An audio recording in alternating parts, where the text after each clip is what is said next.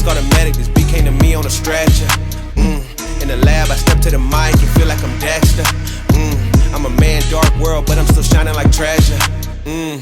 Yeah, I got joy like ha ha ha. Wait, and I can't wear smiles, that's fake. Then I'm between love and strong. Hey, clock says no time for mistakes. Ring the alarm, sirens go off, but I'm calm. My life resides in his palm. Submit to my pops, respect for my mom. Honoring both, so my life will be long.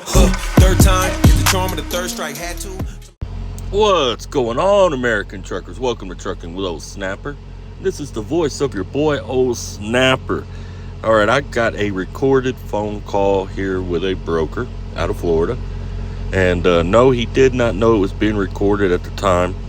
But he is a good friend of mine. He's somebody I've known for years. He used to be a driver and all that kind of stuff. I trained him when he first came into the industry. And I've interviewed him before on this channel.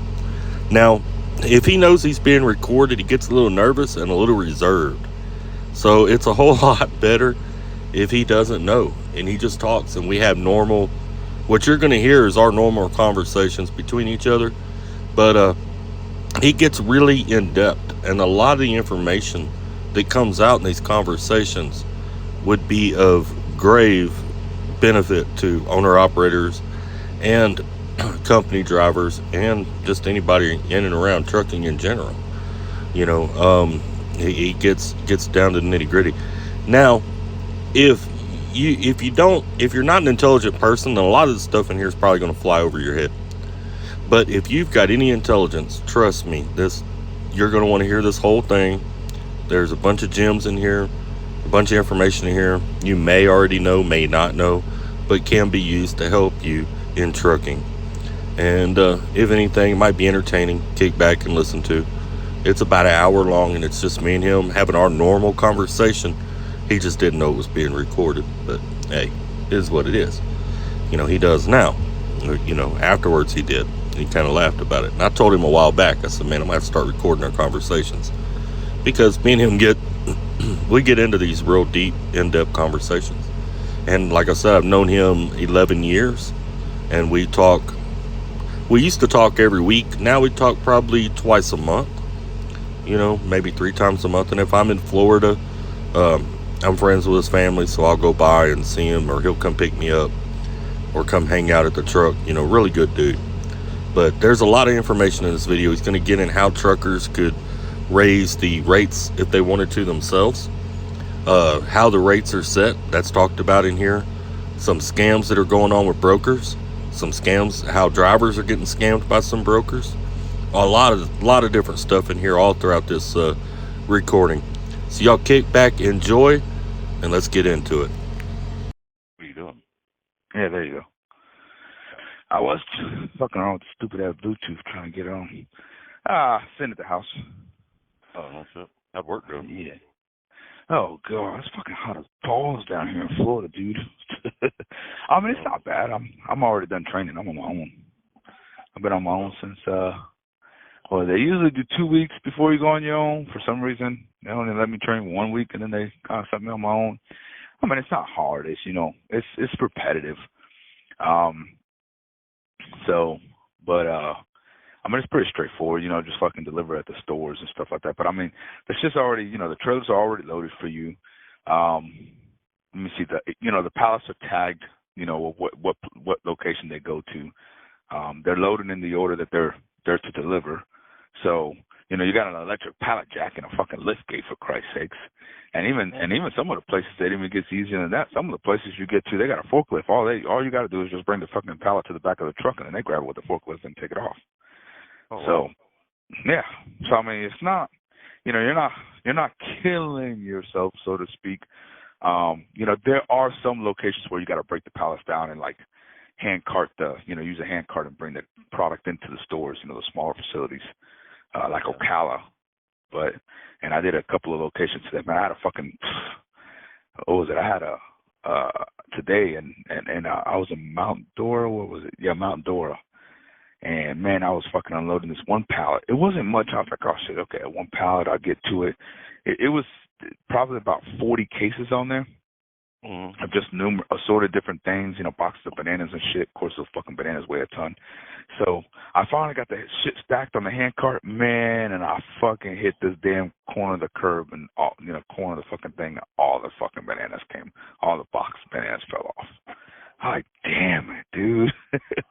So, but I restacked it and took it in there and everything. So it was cool. Usually the people are usually pretty cool. You got a couple little jackasses trying to pull fast ones. Like I had one yesterday trying to return 2 cases of cucumbers, except for it was really one case, and so he took half out of the case and put into another box and tried to claim 2 cases, but really it was only one. And I'm sitting there looking at it, I'm new, so I'm looking at it, I'm like, well, first of all, I don't know where this case comes from, because I've been inside of our cooler, and we got tons of product back there. I was thinking, where do they have the cucumbers at? They're all in the same boxes. So I don't know where this comes from. And second of all, this is not even a full box. Oh, whatever. So I just took a picture of it, sent it to the owner. I was like, Tim, what do you want me to do, man? He's claiming 2 cases. Obviously, this ain't 2 complete cases. And he said, oh, hell no. 1 1/4. Give him 1 1/4, and that's it. Call it a day. Okay. So I went in there to annotate the paperwork. I said, hey, boss man said 1 1/4. That's it. Oh, man, you guys are all. And I looked at him and I said, man, you know what you did. And he's speaking Spanish. And I looked at him in Spanish and I said, you know what you did. You're trying to pull a fast one, man. What he said? Come on, man. That's not the way it's. Maybe one of my teammates did it. That's what he said. Maybe one of my teammates did. Man, what the hell ever. Shut the hell up. Did it. I was like this. Oh, I was hot when I left. I was like, these fucking people, man, like, always trying to pull a fast one. You always got, whatever happened to just running business correctly? Instead, most people do business right, but every once in a blue moon, you get one of these motherfuckers, boys, like they spend more time and energy trying to fuck you over in business than just fucking doing it right. It's like, damn, dude. Fuck you over in business. How's fucking freight looking? Is it getting any better? Well, I have some Erica's running the seafood stuff right now, but I do have a couple seafood loads on the board. It hasn't gotten any better, but rates are increasing at least through the Labor Day weekend. They're going to increase. So that may throw a little, depending on how much they increase, it may throw a little tick, so to speak, when it comes to the freight game, as far as a little more the percentage on the tender rejections may increase. I'm expecting to see a little bit of that, which that'll just throw a little more freight onto the spot market, onto the load board, so to speak, which is good. Now, hopefully when it does that, it doesn't just correct itself and end after Labor Day weekend. I'm kind of hoping that it kind of remains being the norm, because then at that point, it kind of people, customers and so on and so forth start looking for other options. And so there'll be a little more opportunity start presenting itself, as well as trucks start making a little more money. So we'll see. Well, definitely the rates have increased a little bit, but. What's the load to freight ratio looking like right now? Is the load volume coming up, or? It's still on the lower end. It's not as low as it was a couple of months ago, though. Thank God. Right. We're getting into, we're in August, so we're starting to get into start at Wisconsin, that whole area up there, Idaho and all that. There, they're getting into a full spring, full blown spring of shipping potatoes and shit like that. Out of there. Obviously, we got cherry, a lot of loads of cherries moving out of Washington and stuff like that. California's kind of a little dead, but that's usually the case right about this time throughout the year, anyways. Just a lot of that. Now, a couple of months ago, back like in June and July, the load volumes were real dead. They're still on the lower end, but the numbers have definitely come up more than would expected, but it is still lower than what we usually see, obviously, for every August. For August is up every year. Right. So well, hopefully it starts picking up. Hopefully it starts doing something. I know drivers aren't making a whole lot of money. I know y'all brokers aren't making a whole lot of money, contrary to popular belief. Yeah, exactly. Yeah, some people. I mean, some of the guys over there where I work at, dude, when they found out I was a broker, because they were sitting talking, they were like, "What the fuck?" The first question I got, "What the fuck are you doing driving a truck, man? I thought y'all brokers, man. Y'all make money. What the fuck you want to come back and drive a truck for?" And I was like, "Man, it's." And I finally had to talk with a couple of them. I was like, "Look, man, it's not. You know, what I love about the business is that, you know, everything has its ups and downs. Mm-hmm. You know, and it has a lot to do with your personality and what it is you're trying to accomplish. But it's not like everybody thinks it is, man." Well, drivers think that the broker is making all the money because they think the rates are what they are all the time. There's not a lot of man, I hate to say intelligence, but there's a lot of people who have trucking businesses that have no business having a trucking business. Mm-hmm. You know, I mean, Yep. they automatically think, oh, well, the broker's keeping the money. This lane was paying $3 a mile last year. It's still paying $3 a mile. He's keeping the money. Dude, They I don't see that realize shit all the time. that the customer sets the rate. Yeah. It's going down on the broker just like it goes down on the driver. Yep. You know, and Yep. every once in a while you'll get a broker that's lucky. Maybe he's got a customer that's not keeping up with the rates, and maybe he'll be able to slide one in there where he's getting a load, you know, where he's making $3,000 on the load, you know, or some crazy ass number. But it ain't going to happen for long, because as soon as the customer figures that out, he ain't getting no more freight. It'll go and to all it somebody takes, else. and then it takes like this TKO or C.H. Robinson, one of the big guys, calling in and saying, "Hey, you know," and they don't even have to know much. They could be like, "Hey, man, just out of curiosity, when was the last time you checked the rates?" That, you know, just a simple question like that, and that boom, that kind of gets the, well, you know, it's been a minute since I checked the rate. Well, you know, you realize the rates are a lot less than, you know, a lot cheaper than they were, you know, a month and a half ago. I mean, I could most likely get in there. Yep, and that's how, and they do that, man. TKLC from no big brokerages, that's like almost their go-to. So yeah, if you slide one in on a customer, hey, count your blessings. But I assure you, it's just a matter of time before somebody calls them and whoop. As long as the freight rates have been down now, there ain't hardly anybody getting away with that right now. Yeah, so, no, these customers ain't no. Yeah, but and drivers, what blows my mind with these owner operators, I mean, what were you telling me? Like 80% of the fleet, 80% of the trucking fleet in America is like 20 trucks or less, or some crap like that. Yeah, so 80% of all shipments in the United States is hauled by trucking companies of 20 trucks or less. Right. So you got that many trucks, that many owner operators. If the owner operators would just come together and quit fighting each other, they could control the rate more than the shippers. They would call the shots. And you're absolutely right. They would literally call the shots. And you see that in certain areas of the country, but not as a whole. But you're right. Oh man. But they fight over each other. They fight each other all the time. It would be a whole different. They could make the money that they want to make. Yep. But you can't. You get one driver who says, "Well, I'm not moving anything under 2," and then another driver comes along, you know, or you get one of the foreign drivers, one of them other guys come along, they're like, "Oh, I'll take it at 90 cents. I don't give a shit," you know. And it screws the whole process up, you know. Throws it all up. Yeah. It's just. I remember you telling me that about Chicago. You were telling me one time Chicago was like up there with the Russian carriers, that they all talk to each other, and whatever one tells you a rate is, you're not going to be able to get any of the other ones to move it lower. Nope. And you'll see that here and there out of California as well. Certain parts of California, you'll see the same thing. California is another one where at certain times throughout the year. The problem with California, you got to watch out the double broker and all the illegal shit. Oh man, the scams, dude. They're on a whole nother level. I mean, they're crazy throughout the country, but they're on a whole nother fucking level in California. Dude, I don't think they have. That's not under control because I think they don't want to get under control. It's just another double excuse brokering to use. just lowers the rates even more. I mean, it hurts all the way around. Yep, you know? It sure does. And I know they've quote unquote. There was not too long ago I saw somebody say that they had like a little video with a FBI task force, and the FBI task force was quote unquote looking into it and asking questions and trying to come up with a game plan on how to properly go about combating it. If you would, but one guy about a year ago down there in Southern California, I think down there in San Diego, who had some kind of scam going. I don't know if it was Oh, a yeah. broker, but I don't know if it was double brokering or what he had going on, but he had something going on that sent him to prison. Yeah, that one guy. But, there's so many doing it. There's so fucking many doing it.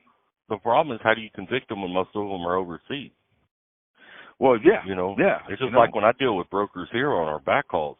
Most of the time they don't speak English, or if they do, it's very little English, and I can hear the TV in the background sometimes, and I know that broker ain't here.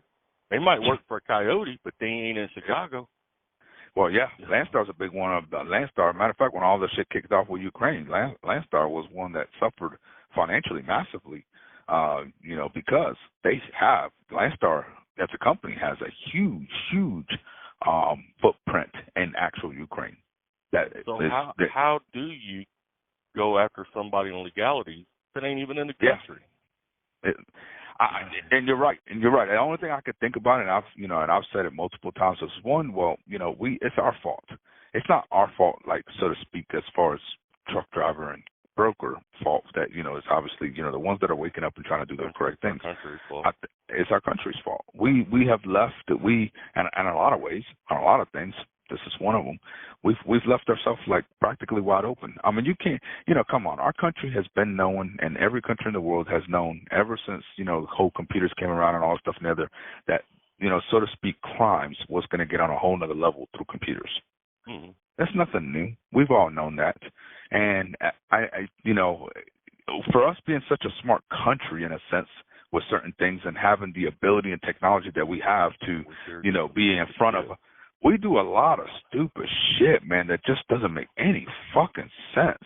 And we leave, and then the shit that we should be doing, we don't even bat an eye on it. It's like we don't do nothing for it. Like, that's whatever. why I'm not for all this making all money digital and everything, because it opens up for more crime.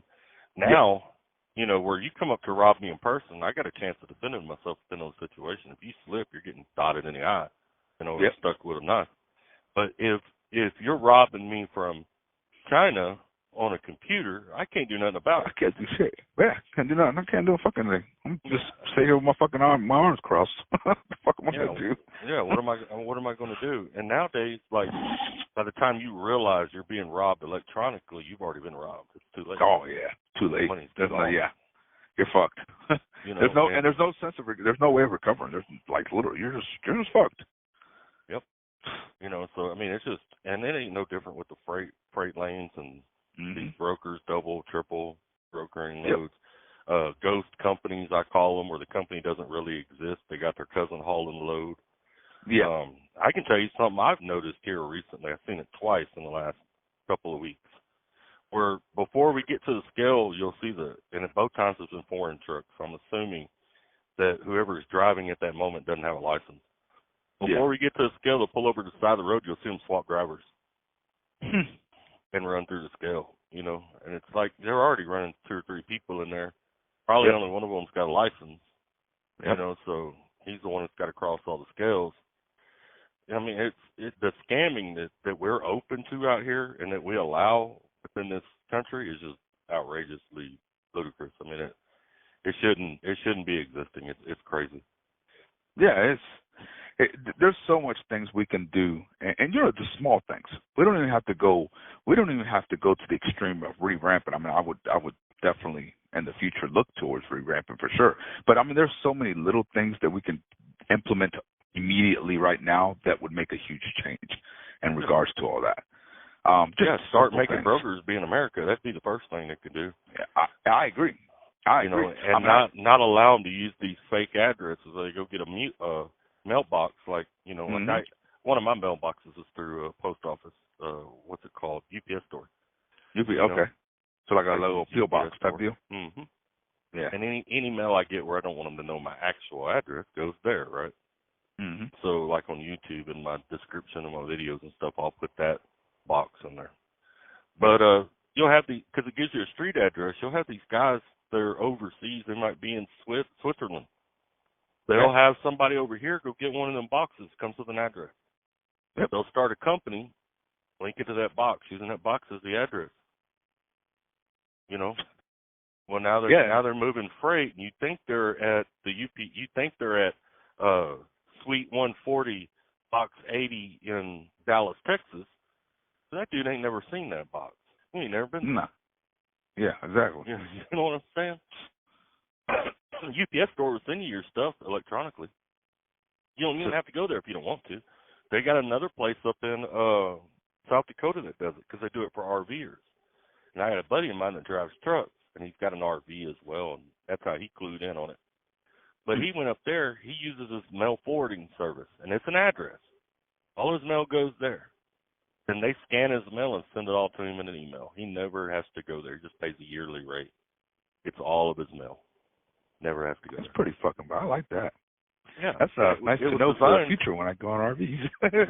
It was designed for RVs, right? Yeah. But it opens up for crime as well. It does. Yeah, it does. It does.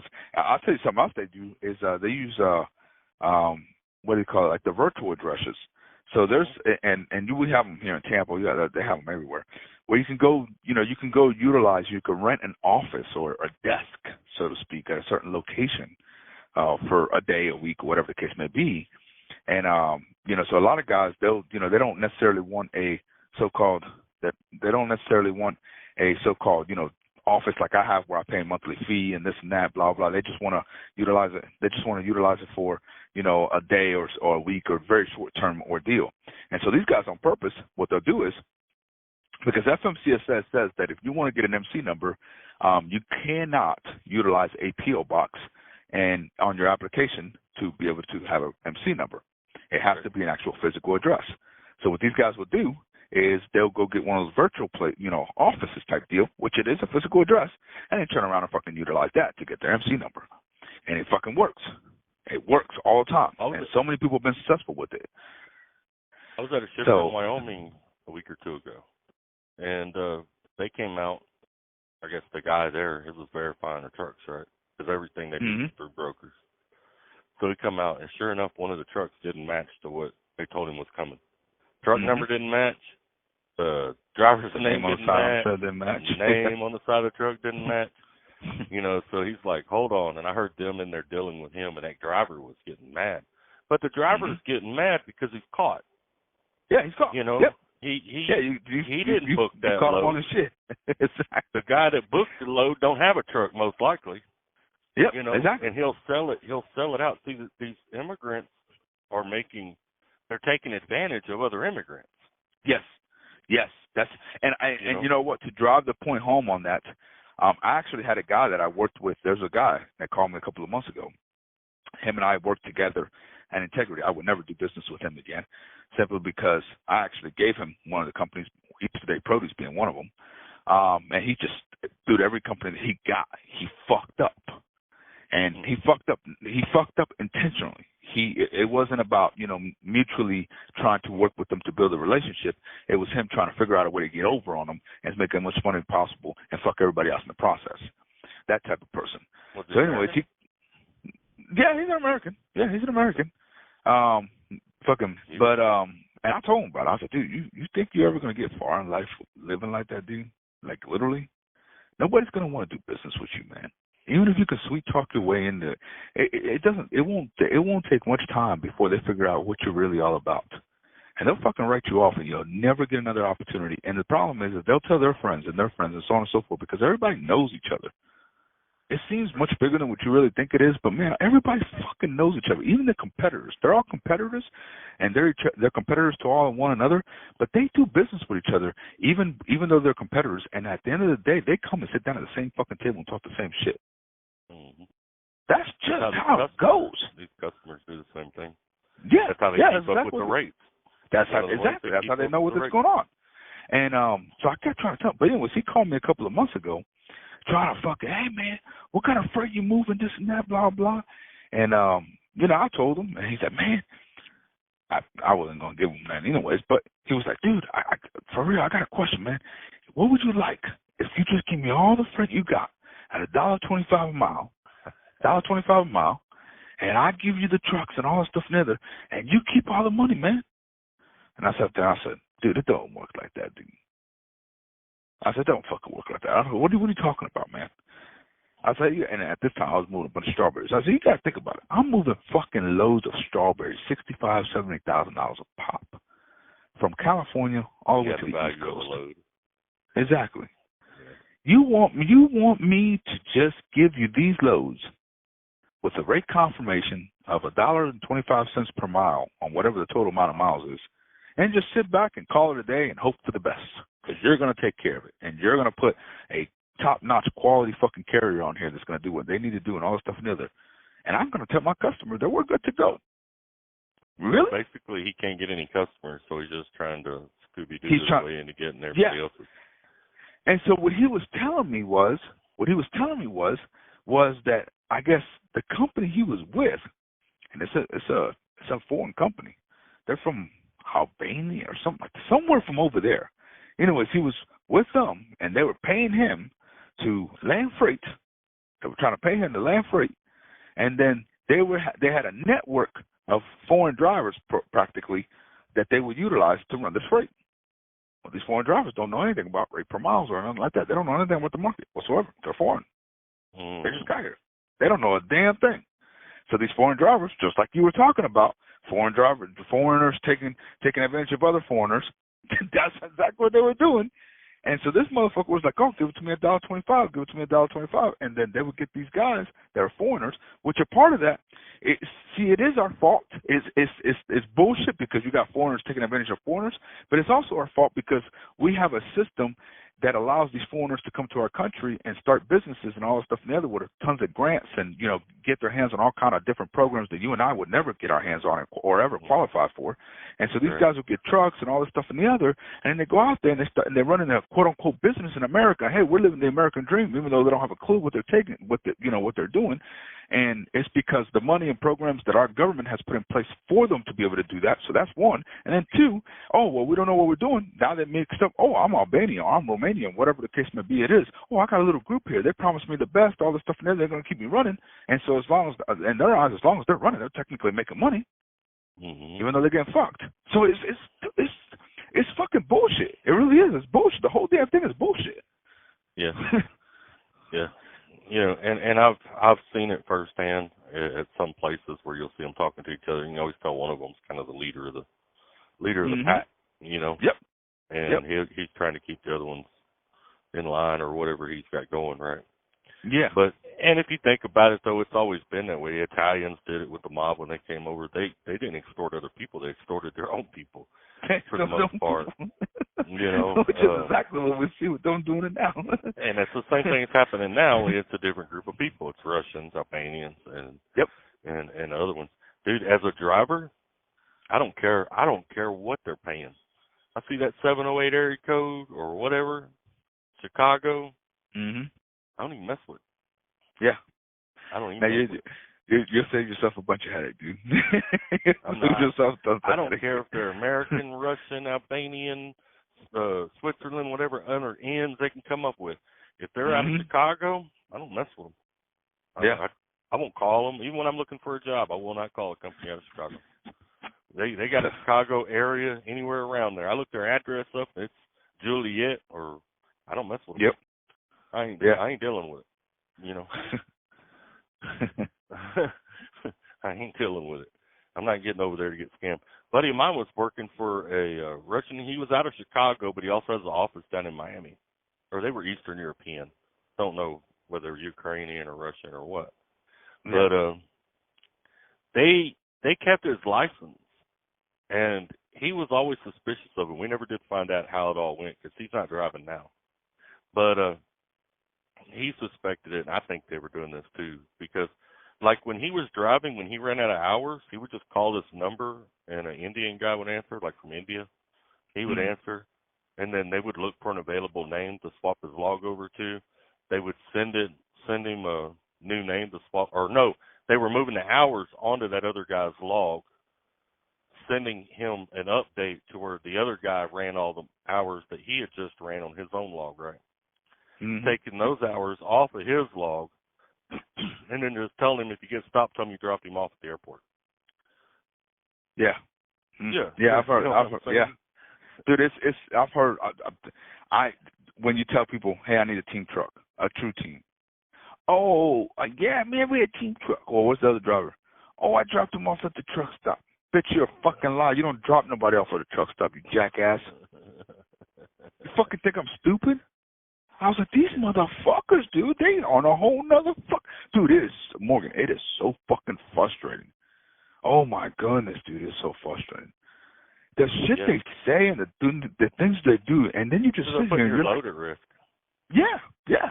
They don't, and the thing is, like, we got our government and we got, folks over here, and so to speak, oh yeah, we got to put a stop to this. Motherfuckers, we could have worked together we could have collaborated together to put a stop to this a long fucking time ago with very little effort, and we haven't. You know why we haven't? Because you guys don't care. It is not a priority. Money somewhere down the line. They're making money on it. Yep. It's just like that scam that was going on with Amazon for a while. I don't know if it's still going on or not. Oh, where a driver shows up. Yeah, shows up, and it's an inside deal. It's got to be, because how else do they know where that trailer's at? They have to be tracking software in order to even know where the trailer's at. So it's got to be somebody within the RAM, within the network, that's either gave them access or telling them, we got such and such load, we got TVs, VCRs, whatever, sitting at this Walmart in this town, this location right now on a break. Go get it. And you got to have a truck available to go do that. I mean, it's all planned out, I'm sure. Oh, yeah. And I'm not sure if that's still happening or not. I know there for a while it was, but people were getting warned and drivers weren't giving up their loads after a while. Yep. But they got away with it for a while, though, before it happened. It's insane. It's the shit you see. I'll tell you what, I've seen creativity, but my goodness, in this industry, when you think you don't see it all, you ain't talking. There's always somebody got some weird ass shit that coming out. Here comes another one. Here comes another one. It's like some companies out there in California, they'll just burn an MC number up and then just go get another one. Yep. Yeah. Do it over and over. That's exactly. Well, that's the dude that started the whole double broker and scam bullshit out of Glendale, California, a few years back. I think it was in 2020 when it actually all originally started. That dude, he's actually responded to multiple accusations of, him and what he's done and all this stuff and the other. And you know what's crazy? His response was, because everybody would say, yo, what you're doing is this, it's fucking illegal, which technically speaking, by regs, it is. Obviously, what he's doing and all that. But you know what his response was? And it's so frustrating, but unfortunately, you have to admit that as much frustrating and illegal as it is, his response is right. He says, well, you guys say it's illegal. I say it's not. My question was, if it's illegal, then why am I able to do it? And I'm like, as fucking frustrating as it is, he's got a fucking point. And that's killing the drivers. It kills the drivers especially real bad right now. Well, it kills other brokers too. But it's killing the driver because he gets that load at the original rate that the customer gave him. And then he brokers that load out to his cousin or his nephew or whatever at a lower rate. He keeps the profit and he doesn't have to worry about finding a truck. And then his cousin or whatever takes it to a driver. Well, he needs to make some off of it too. So then it goes even lower. And if a driver's not experienced enough to know what the freight lanes are paying or about what they're supposed to be at, he's getting screwed and don't even know it. Oh, well, here's one. You can do like right now. I don't know. Well, actually, I can say this because I do know. We got a truck right now on the road that just picked up in in Kent, Washington, going to Benson, North Carolina. Boom. Okay. So we paid them $62.50. I have 7,000 in it. So, boom, okay, great. But here's the thing. The going rate is anywhere between 58 and 63. 65 high end because loads of cherries are moving. But anywhere in that 58 to 65. So, I told Eric I posted a 6,000 because I was at work earlier, so I just walked her through it. But anyway, so she go through. Now, here's what was really happening, and this part has a lot to do with the carriers being so gullible. And again, like what you stated at the beginning of the conversation, the lack of intelligence, because they kind of fall for it almost instantly. It's like that person that, the emotional desires of what it is they want just miraculously presents itself, and they're set, boom, no more thinking. Wow, we're jumping right the fuck in. Yeah, emotion starts overrunning logic. Exactly, and they do it.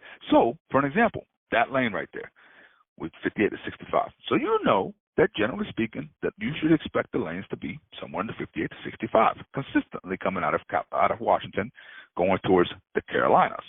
Right now. Well, right. You'll get exactly right at this moment.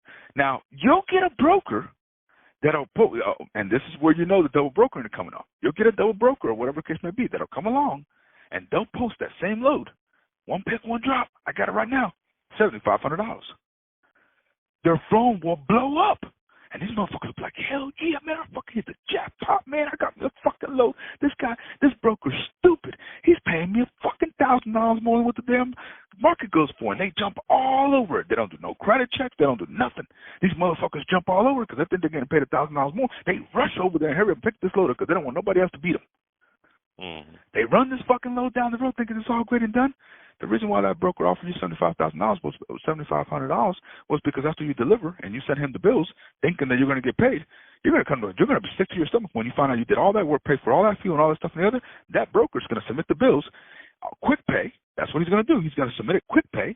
He's going to go ahead and pay the fee, pay whatever the fee is. It doesn't fucking matter. He's going to collect on it, minus whatever the fee is, and that's it. Off to the sunset you go. You'll never hear or talk to that guy ever again. Yeah. Yeah, and that's why a lot of these companies that have been around a while, or owner-operators that have been around a while, will only deal with certain brokers. It's because of that right there. Yep. But you'll get a lot of drivers, though, that ain't got no sense. And just like you said, they'll see that load posted for $1,000 or $1,500 more than everybody else. Yep. And they'll jump on that load.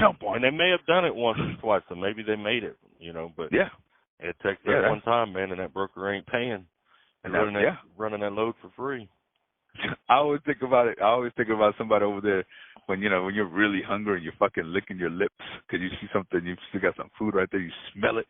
I mean, all of a sudden the fucking inside in your stomach already, you just imagine eating that shit. I always think about the owner operators when they see shit like that. They're just licking it like, yeah, man. And it's like, well, you're about to get seriously fucked, my guy. I mean, I hate to tell you, but I'd rather tell you you're about to get seriously fucked, and I'd rather tell you ahead of time so you don't get fucked. Because I don't like seeing anybody get fucked like that. It's taken advantage of. But, the owner operators in a sense do it to themselves. Dude, they try twice. The motherfuckers try twice. Now, what I've done, and Erica, like I said, Erica's been booking the loads. She's been doing a fantastic job. But what I've done is we will not book a carrier on any load unless the email that they tell us they want the rate confirmation sent to matches the email that's on file with FMCSA for that MC number. Yeah. If you give me a fucking email that says Gmail, Hotmail, any of that shit, I'm not fucking sending it. Didn't you have that exact situation, though, where a driver thought he was going to be making $8,000 or some crap like that? Yeah, he got loaded. He was loaded. He was at the shipper, and the shipper pulled him off to the side, and he's sitting over there loaded with my product on the trailer, but he could not leave because the shipper would not give him the BOL because we happened to catch it right before the shipper had him sign the BOL and let him go. So he's sitting off to the side with my product and all the stuff in there. And sure enough, and what it was I was paying that. I forgot what it was. I was paying. That's what it was. I was paying the guys $5,800 or $5,850, something like that. And they got the load. It was double brokered, and the false broker. So whoever you gave it to was actually a broker and brokered it out again. Exactly. They're registered. The crazy part about it is their MC number is actively registered with good notes and everything as a carrier. Right. You would not think anything about it. And I sent the email. Now that was one of the things that I faulted on was the fact, even though they didn't have any bad notes or any previous bad reports or anything like that, the email that I sent the rate confirmation to did not match the email that was on file with the FMCSA for that particular MC number. So I was like, damn. So that's one downfall that I realized. But anyways, then he turned around and took it and gave it to a broker based out of Texas who I knew nothing about. This broker was new. I mean, I think he's only been, matter of fact, to be honest with you, he had his MC number and only been in business less than 30 days. I would have never done business with anybody like that. But anyways, that's what he did. And that guy turned around, posted it on that load board, and booked it with an actual true carrier out of Clearwater, Florida. a carrier who happens to be registered in our system through Trinity, great knows, and has actually done a lot of business with Trinity. But, so again, that comes back to, there's multiple, when I look at it, it's okay, I dropped the ball because I sent it to an email that was a Gmail. Should have never done that because anybody in the mother can easily set up as many fucking email addresses as they want. So that's huge when you look about fraud. And then two, that carrier that actually was the one that took the load and sent their truck over there to get loaded, they dropped the ball multiple times as well. One, I tell you right now, they took that load and sent their truck over there to get loaded. That tells me that they took that load, they signed the rate confirmation. The rate confirmation was bogus because I got a copy of it. And on top of it, that carrier did not conduct an actual credit check on that broker, because if they would have, they would realize that broker's not factorable. He's too new. So check this out. I could sit at home. All right. I could go get a truck, whatever, get an MC number, get everything I need, sit at the house, never drive that truck. Yep. All I need to do is pretend I'm in certain locations and book that truck on load. Yep. Then I get with a broker that's a friend of mine. You wouldn't do this, but let's say I knew another broker that was a friend of mine. I could take him those loads right quick. As soon as I get them, send them over to him and say, man, get a truck on these loads. Yep. Pay him whatever you're going to pay him. And then he throws some outrageous numbers out there. Guys jump on them loads. They run them loads. I get paid for them loads, and I split the money with him. And I ain't never left my house. Yep, exactly. Matter of fact, there was a guy that got out of prison on YouTube or TikTok. On TikTok, I don't even have TikTok, but on TikTok, it made his way through fucking Facebook and all that stuff and other. This motherfucker, all tatted up and everything like that, just got out of prison, I think a year or 2 years ago, and he actually was doing exactly what you were talking about, and he was making videos and talking about it. Oh yeah, all you got to do is he was showing his MC number, carrier MC number, the brokerage MC number. I mean, he applied for it, all that, dude. And the dude was making videos and telling you exactly what he was doing to the T, with mounds of money sitting on the table. Literally, I mean, it was like drug money, except for it was fucking freight brokerage and the scams going on in the fucking day. I'm like, dude, if anybody's, this motherfucker is running a fucked up but solid operation, making buku money. This motherfucker is, dude, drug dealers ain't got nothing on this motherfucker. He's doing it on in the beginning, and he says it. He said, I'm doing it illegal. He said, I make more money now of what I'm doing in the trucking industry than I did as a drug dealer, and I ain't moving shit. The only thing they did illegal is they didn't pay whoever actually hauled it. Mm-hmm. But you get into so many legalities there. Well, they didn't read the fine print of the carrier agreement. They didn't. Yeah, you can go back and forth all day. Yeah, they didn't do this, they didn't do that. Then it turns into a civil suit where you got to actually sue them for it. Yeah. And then that can get lost in translation. You could get away with that for years before you actually had anything come to fruition that you had to take care of it.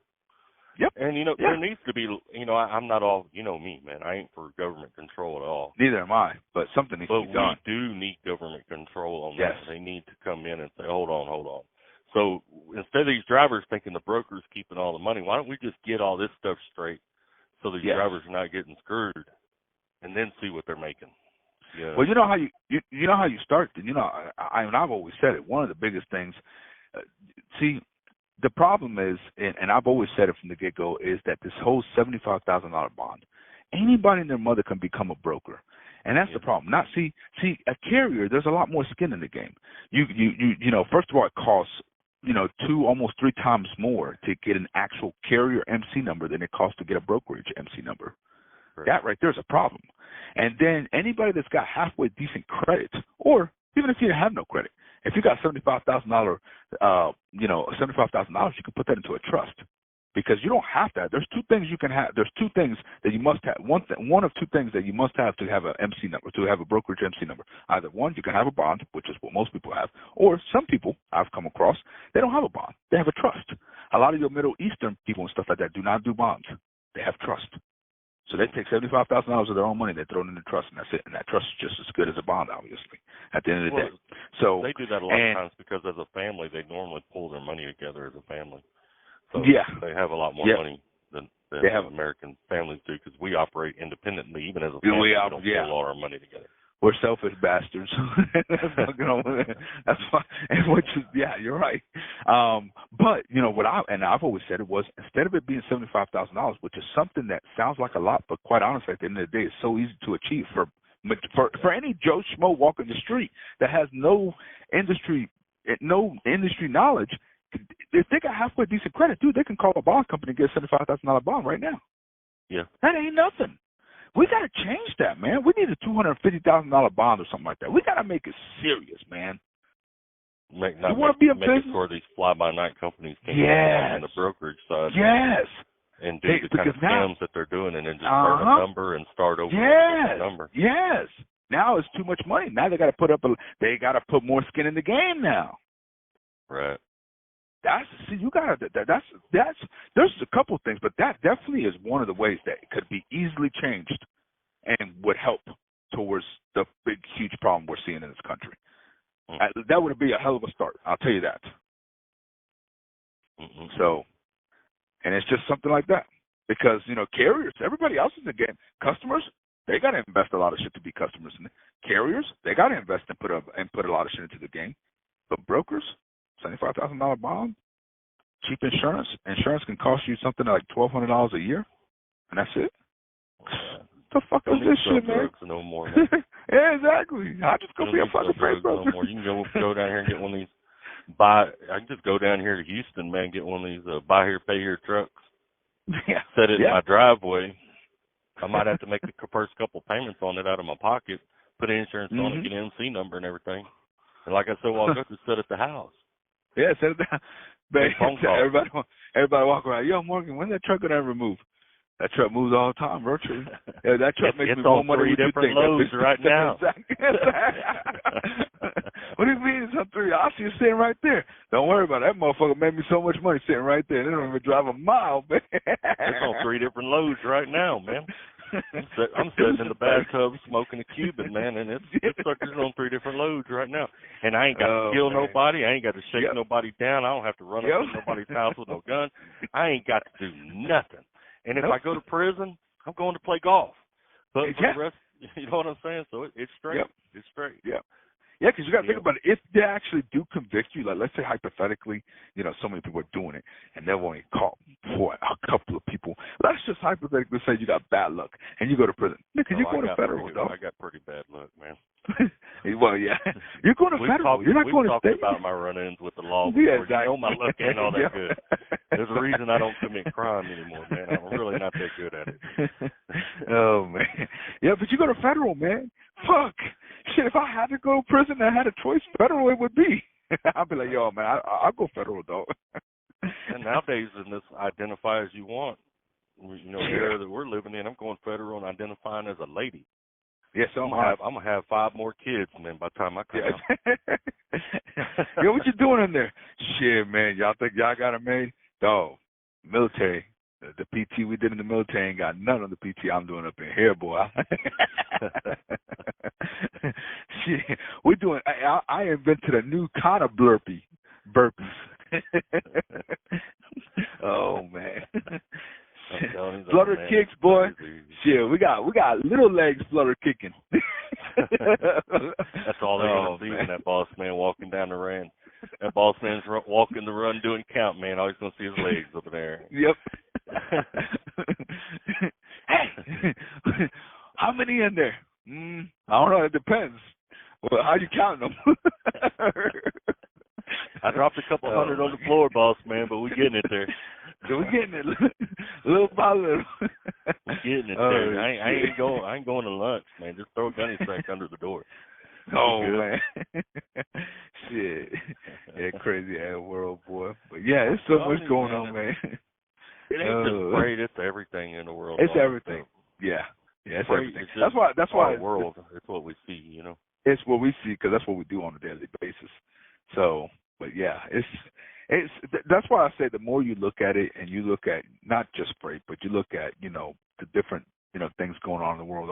It's intentionally. You know, it's intentional. It's not that we have the means to stop a lot of this stuff, at least to begin implementing, making an honest effort of attempting to stop it. And we're not even making an effort. So anytime you want to know what or why, the what or why behind anything in life, anything. I don't care how little it is or how big it is. Anytime you want to know the what and why, you follow the money. Yeah. If you follow the absolutely. money, you will get back to the what and why. Now, it goes through some hands, and it's pretty complicated in the freight industry. Yes. But somewhere up the line, somewhere in a politician's pocket, somewhere down the line, there's somebody who makes the law that's turning his head. Yep. He knows what's going on, and he's making money with it somehow. It's a matrix. That's why he's not. That's why he's not pushing for any kind of change. And in the meantime, us, because in the reality of it, we're the peasants. Yeah, we're the peasants. In the meantime, all of us are suffering. You know, and even myself as a company driver, you know, I'm running for a private carrier, so it's a little bit less. But if I was running for Crete or one of these other companies like I used to, well, it hurts me too, because the company can only pay me a percentage of what they're making. They have to pay their bills, and then they got to pay themselves, right? You know, so they can only pay me a percentage of what they're making. So that cuts into my pay as a driver, my insurance. If I was an owner operator, that's cutting into that. You know, owner operators, a lot of them out here are making less money than they could make for them two reasons. One is scams, and the other one being that they won't stick together. You can't get 5 drivers to agree on anything. Hell, get online. Jump in any. It is the most toxic, negative environment I've ever seen in my entire life as a trucking forum on anything. You can be talking about backing up and 20 different drivers talking crap, and none of them know what they're talking about. It's insane. I mean, it's absolutely insane. You've seen it. It's to the point I don't even argue with them anymore, because you know, it's like I can probably get on Facebook right now, and there's probably 20 different drivers on there. Well, you know, I bet I would have made another $1 a mile if the broker wasn't keeping all the money. They have no common sense. They have no business sense to understand that the customer sets the rate. Yes, you as a driver could raise that rate if you wanted to, but you would have to work with other drivers and everybody agree not to haul freight on this lane for less than that. And then the customer would have to adjust to that. The other thing that I see all the time is these guys going, because every once in a while I'll chime in and say, well, go get your own freight. Oh, well, I only got one truck. They don't want to deal with me. Well, the broker that's got the freight has 0 trucks.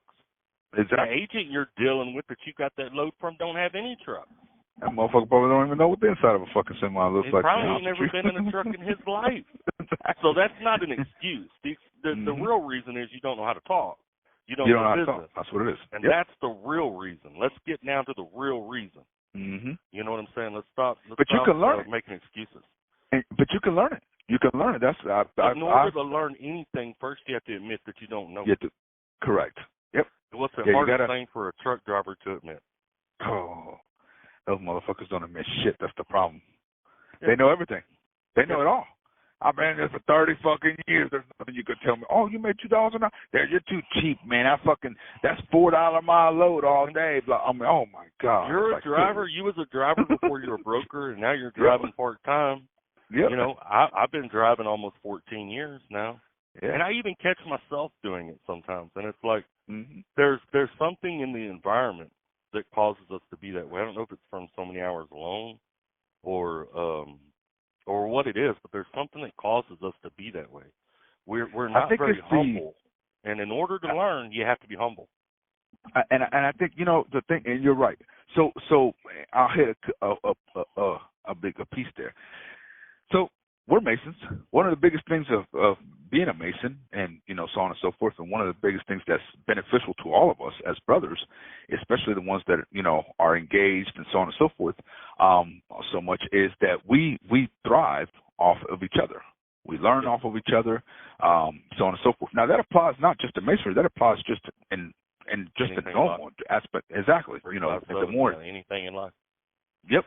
So you know, that's just how it goes. Now the problem that becomes is that when we become truck drivers, and you know, you see it more on the OTR side. I mean, obviously I get to come home, so it's still a little different for me. But you know, definitely on the OTR side, some of those guys that are spending 3 weeks, a month out, they don't really talk with their family very much. Some of them don't even have no family. Some of them don't even have a home. Truck is their home. You know, so a lot of those guys like that, you know, they don't have nobody to talk to anything like that. Now they become secluded. All they got is all this time in the world of just driving down the truck, driving down the road, not really talking to anybody. Their brain is just thinking, and it is a proven fact that when you are thinking, 9 out of 10 times you will think more on negative than positive. That's just how it is. Easier.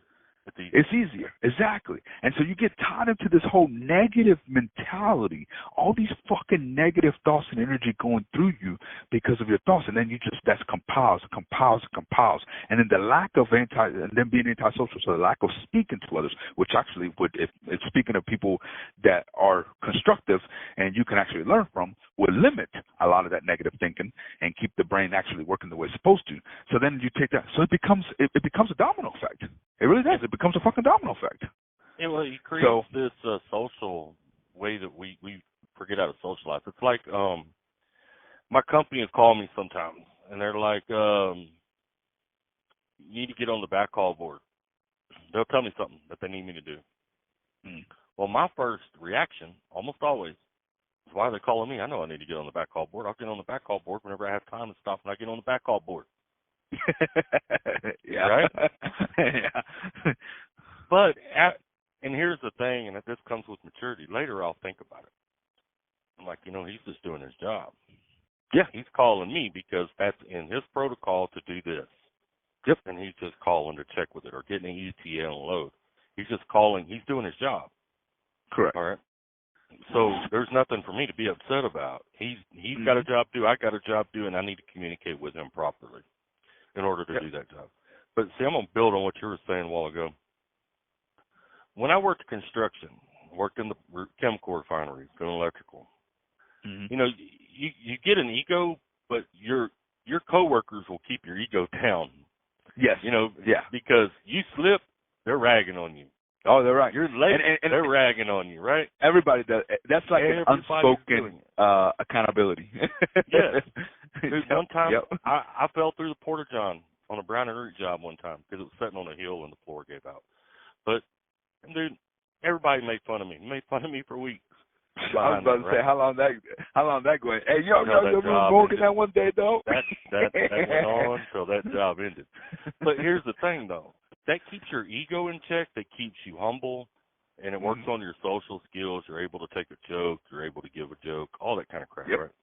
Exactly. Well, as a truck driver, we spend so much time alone, our ego grows and grows and grows, and there's nothing to keep it in check.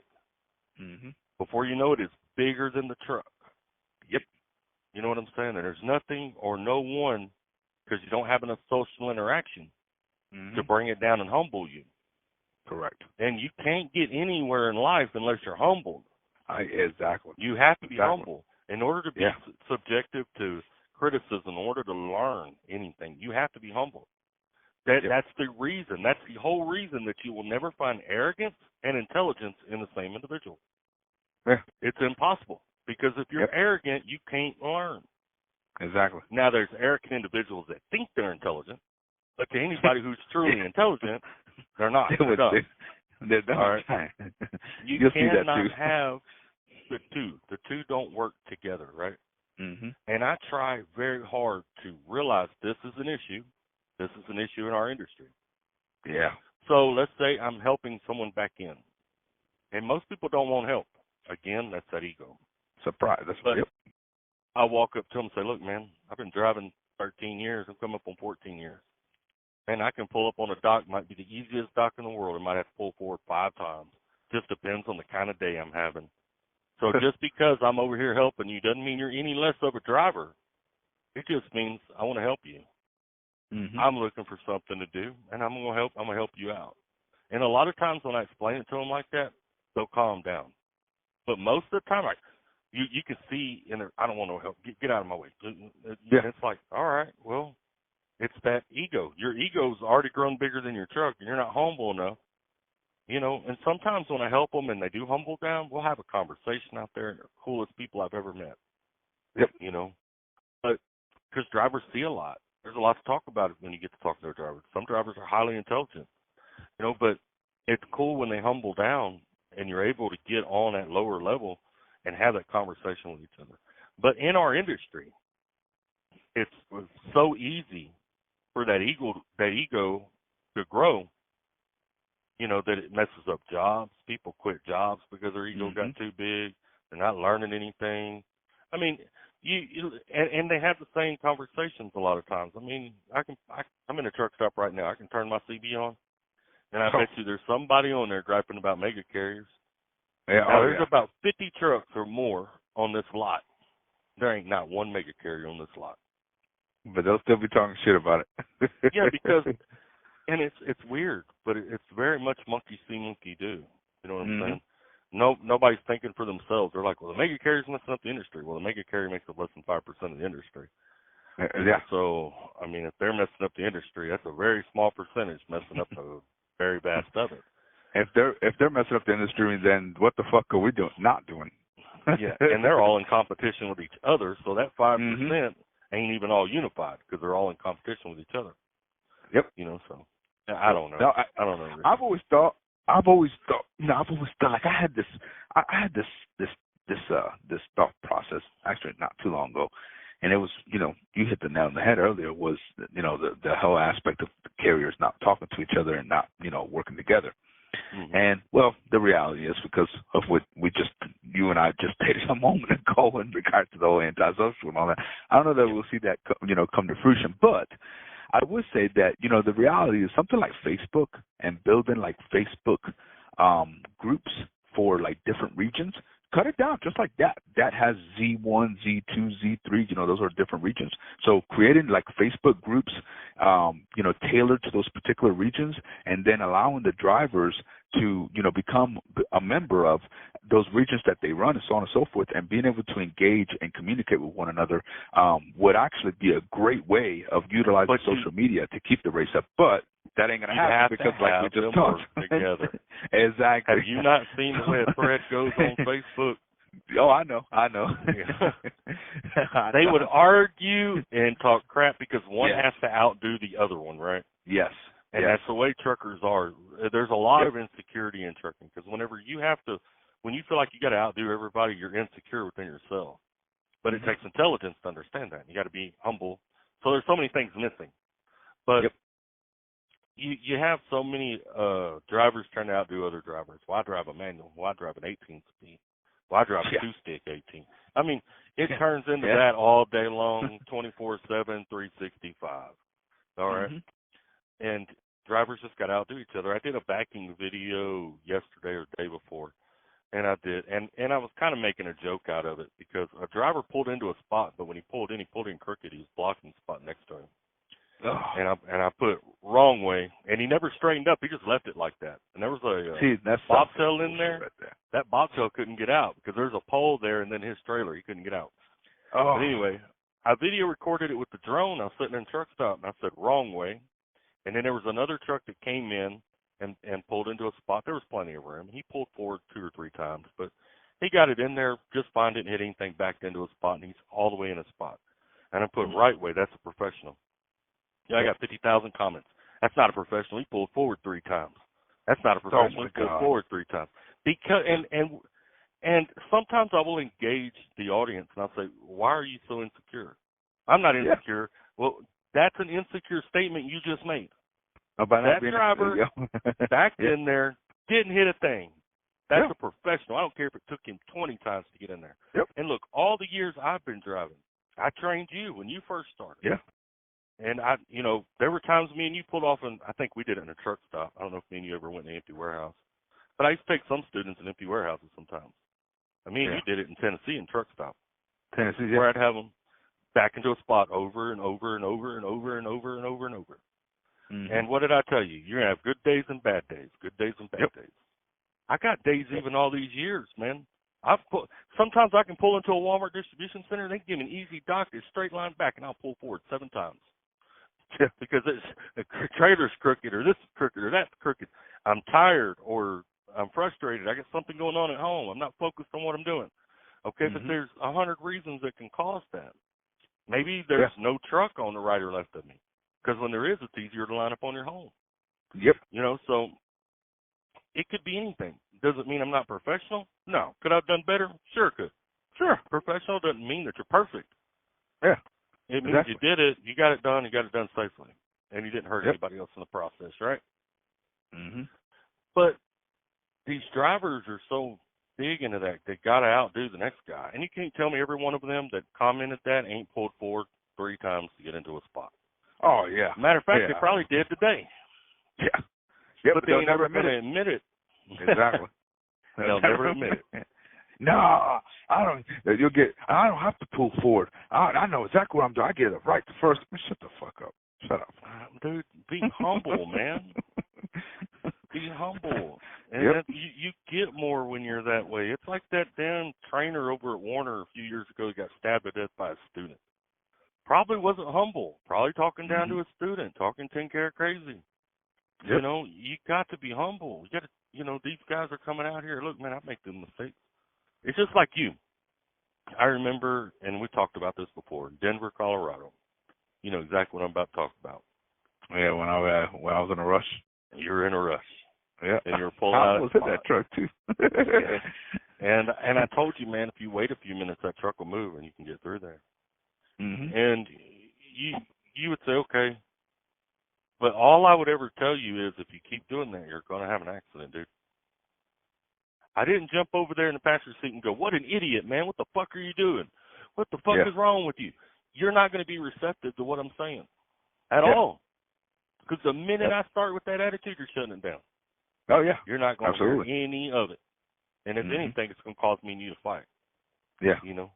And even which though is absolutely stupid, but I'm sure that happens a lot with so-called trainers and students out there. Yes, it does.